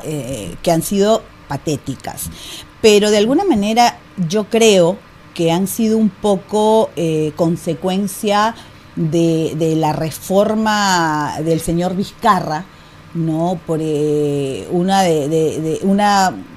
la consecuencia, por ejemplo, de la no reelección, ¿no? Una no reelección que llevó al Congreso a gente sin absolutamente ninguna experiencia política, con partidos totalmente descabezados, sin ningún tipo de liderazgo, que ese es otro de los problemas, ¿no? Al no tener liderazgo llegan al Congreso y son individualistas totalmente, no le responden a nadie, no le contestan el teléfono al líder que los llevó al Parlamento, entonces cada uno se dedica y creen que ellos son los dueños de la curul, cuando en realidad la curul le pertenece al partido, no le pertenece a la persona. Te doy un ejemplo. Cecilia Chacón postula al Parlamento por Fuerza Popular. Yo voy a entrar al Parlamento si es que así lo decide la población, pero esa curul le pertenece a mi partido. Si yo postulara por otro partido o no postulara por Fuerza Popular, lo más probable es que yo no saliera elegida. Entonces, aquí lo que deberíamos de hacer, y yo propondría una iniciativa legislativa para que aquella persona que se salga de su partido pierda la curul y entre el accesitario, porque en realidad la persona que marca por ese partido vota primero, marca el símbolo y luego de marcar el símbolo marca el número. Claro. Entonces esa curul le pertenece al partido. Entonces no hay absolutamente ningún orden, ninguna disciplina. Fuerza Popular tiene un liderazgo, tiene un orden, tiene una disciplina, pero los demás la gran mayoría de los partidos no, hacen lo que quieren y al no haber reelección dicen, bueno, aquí es ahora o nunca, y ha habido algo que yo, la verdad, estoy mirando de lejos y digo, ¿qué está pasando? Yo no lo he visto en los 3 parlamentos en los que he estado, la verdad te soy sincera. Estoy muy sorprendida y creo que lo que tiene que haber esta indisciplina, este individualismo y utilizar el Congreso como si fuera una chacra y crear tantas bancadas, ¿no? Cada uno y el Congreso se ha convertido como si fuera un negociado, una empresa para ellos, y eso no es el Congreso. El Congreso es un servicio, es un conjunto de personas que lo que hacen es parlamentar, llegar a acuerdos en beneficio del país, no en beneficios personales. O sea, propondrías una iniciativa para penalizar el transfugismo. En algún momento se hizo y Fuerza Popular estuvo de acuerdo, pero no se llevó a los votos. Y eso, hay por ejemplo, en Colombia existe, que es lo que se llama el proyecto de la silla vacía. Si tú te cambias de partido, pues simplemente pierdes tu curul, porque la curul le pertenece al partido, no a la persona. Y muchas personas llegan al Parlamento pensando que son elegidas por ellos. Y en realidad a quien han elegido es al partido primero, sí. Y luego, dentro del menú del partido, han elegido a la persona. Pero primero han elegido al partido. ¿Estás de acuerdo? No sé si pudiste ver lo que hemos leído de Akia, Perú, la proyección que hacen, de que Fuerza Popular tendría 32 escaños, 100% de probabilidades de pasar la valla, en diputados y 13 escaños en senadores. ¿Eso te suena algo razonable? Sí, yo creo que es bastante probable. Yo creo con bastante humildad, pero por lo que veo en las calles, que sí existe un antivoto que está disminuyendo. Creo que no solo vamos a pasar a segunda vuelta, sino que vamos a lograr el objetivo de llegar a la presidencia, y estoy segura de que vamos a contar también con un número considerable de diputados y de senadores para hacer los cambios necesarios. Más o menos de lo que ellos dicen, 32 diputados y 13 escaños en senadores. Mira, en realidad yo no soy muy creyente de ninguna encuesta, ni cuando estamos arriba ni cuando estamos abajo, menos en las peruanas. Sí. No les tengo fe. La realidad nunca ha sido buena para las encuestadoras, para ninguna. Quieren regresar a secundaria comercial. Háblame de eso me parece interesante. ¿A qué, perdón? Secundaria comercial. Sí, mira, hubo en algún momento, en los últimos años del gobierno del presidente Fujimori, un proyecto piloto en el último año del presidente Fujimori, para que, como ahora hay en algunos colegios privados, por ejemplo, lo que es el bachillerato, En los colegios nacionales lo que se quiere hacer también es que los alumnos salgan con no solamente con la secundaria completa, sino también con una herramienta adicional. ¿Para qué? Para que puedan salir del colegio y puedan tener un empleo, porque no todos quieren estudiar algo más o pueden estudiar algo más. Y puedan tener una herramienta como, por ejemplo, ayudante de enfermería, o puedan cuidar ancianos, o puedan estudiar secretariado, o puedan hacer mecanografía, secretariado, en fin, una serie de cosas que pudieran estudiar mientras están también en el colegio o con un año adicional en el colegio, y puedan salir con un cartón, y con ese cartón puedan ganarse la vida mientras tanto, ya sea por siempre o mientras van ganando algo de dinero para poder estudiar una carrera superior. Y creo que esto va a ser muy positivo. Pero no solamente eso, estamos pensando también para los jóvenes, beca 18, que estaba conversando Carla, me parece que era Carla Mares, sí. Así es, que hablaba de beca 18, y estoy de acuerdo con ella. Creo que ha sido terrible cómo se le ha cortado los recursos a beca 18. Nosotros vamos a ampliar beca 18. No podemos jugar con los sueños. Más de 20.000. Por supuesto, se le va a dar mucho más presupuesto a beca 18. Así que te acerques, que te estás alejando del micro. Perdón. Hay muchos jóvenes que tienen la capacidad, pero no los recursos, para poder ser profesionales de éxito. Y el Estado tiene que apostar por esos jóvenes y ayudarlos a cumplir sus sueños. ¿Por qué te opones al voto voluntario? ¿Por qué no te gusta esa idea? Yo creo que vivimos en un país maravilloso que nos da mucho, y creo que así como tenemos muchas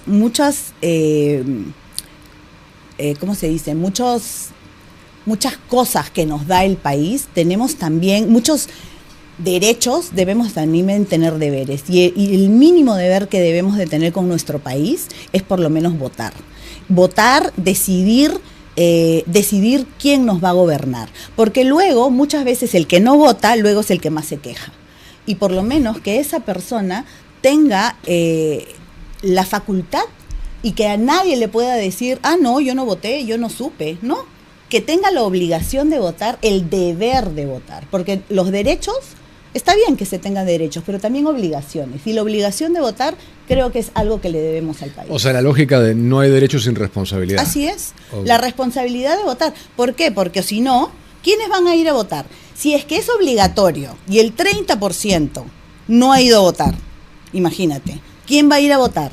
Va a ir a votar después, el AB va a decir, porque esos solo no van a ir a votar de ninguna manera. Después van a decir, solamente la gente que no tiene educación ha ido a votar, y ellos no me representan, y solo ha ido a votar el 5%, entonces ese gobernante no me representa. Ya puedo escuchar todo lo que van a decir. Entonces, no, que tengan la obligación de votar. ¿Por qué pretender que hacerles? ¿Cuál sería la lógica de, no? Entonces que escojan otros por mí, para que cuando otros escojan por ellos, entonces me quejo. Sí, y no hay que olvidar algo, que es importante que la audiencia lo tenga muy fresquito en la memoria. Los 5 distritos donde más ausentismo hubo: San Isidro, Miraflores, Surco, La Molina, Barranco. Así es. Y eso se ha replicado. Los que más lloran luego. Así es. Y eso se ha replicado a nivel nacional. El AB de Tumbes, el AB de Arequipa, el AB del Cusco, el AB a nivel nacional es el que no fue a votar. Ok. Estamos por terminar, te quiero dar la última palabra y que te dirijas a la audiencia si lo estimas necesario. Muchísimas gracias. Bueno, simplemente decirles que Fuerza Popular es el partido más preparado, con el mejor equipo, con el mejor plan de gobierno. Y no se olviden de que nosotros ya derrotamos al terrorismo, vamos a derrotar la delincuencia, y en este 12 de abril marca las 5 Ks, escribe el 1 por diputados, la fuerza del orden va a estar con ustedes para el rumbo del desarrollo. Muchísimas gracias, Cecilia, Muchísimas por estar gracias acá. a Hasta ti. pronto. Cecilia Chacón con nosotros, 8:25. Y como todos los viernes, damos inicio a nuestra sección Las Cosas Claras, con Olimpo.bet. Un espacio para resumir los hechos más importantes de la semana y dejar las cosas claras. Así que empezamos. Gracias, Olimpo.bet, la casa de apuestas en la que juegas con reglas claras y te diviertes como los dioses.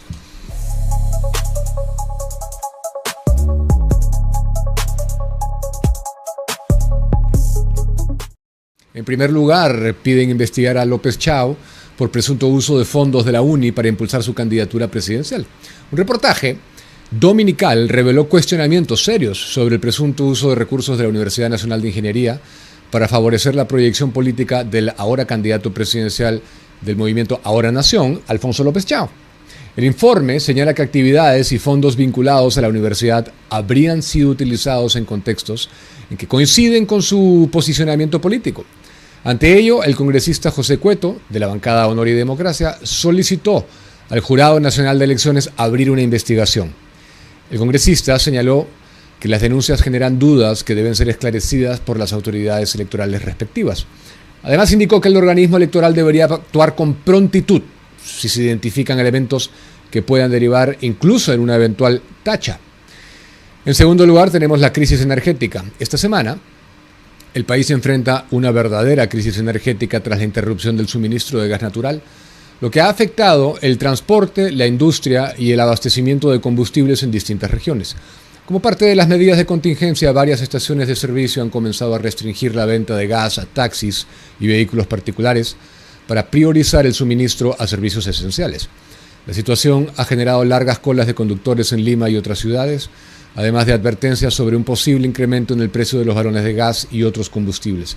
Ante ese escenario, la primera ministra Denise Miralles anunció que autorizará la liberación y flexibilización de las mezclas de combustibles con biocombustibles, así como otras exigencias de producción de hidrocarburos con el objetivo de ampliar la disponibilidad en el mercado.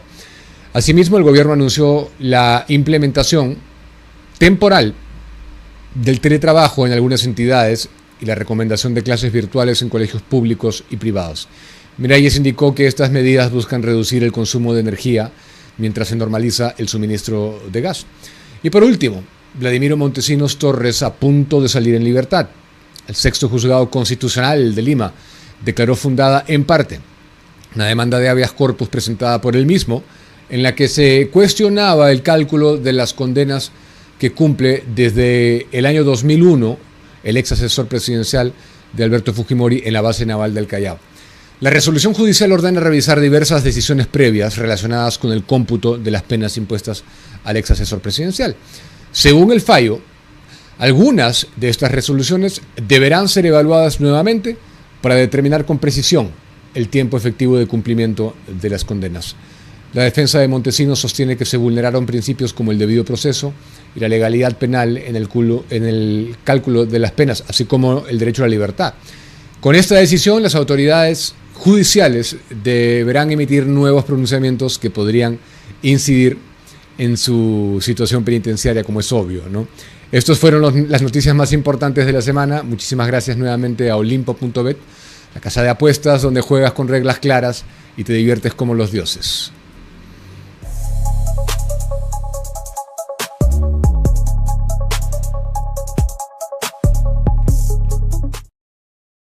Esto me despido, gracias por estar conmigo esta semana y un saludo nuevamente a mis miembros. Ernesto Pacheco Alcázar ha donado, muchísimas gracias, desde Panamá. Saludos desde Panamá, dice Ernesto, excelente programa, Diego. Muchísimas gracias por la felicitación, por la donación al equipo, Ernesto, y seguimos desde luego el lunes. JC Rey, reciente miembro nuestro, dice: Diego, no entiendo la insistencia de Keiko en querer ser presidente. ¿Para qué? Hay un antivoto muy fuerte, suficiente poder tiene durante tantos años con su partido en el Congreso sin hacer nada bueno. Muchísimas gracias por tu comentario. Educación cívica muy importante, dice Berruchita. BG 9500 me saluda, hola Diego. Y Vladimir, un personaje con luces y sombras, dice Liliana nuevamente. Mr. Jorge Test dice: hola Diego, ¿entrevistarías a Vladimiro Montesinos? Sí, vamos a entrevistar a Vladimiro Montesinos de salir en libertad. Esa entrevista se va a dar. Buen fin de semana, Diego, dice JC Rey. Y buen fin de semana a ustedes. Y gracias por acompañarme. Los aprecio muchísimo. Un saludo de parte de todo el equipo para ustedes. Nos encontramos el día lunes con más. Buen fin de semana.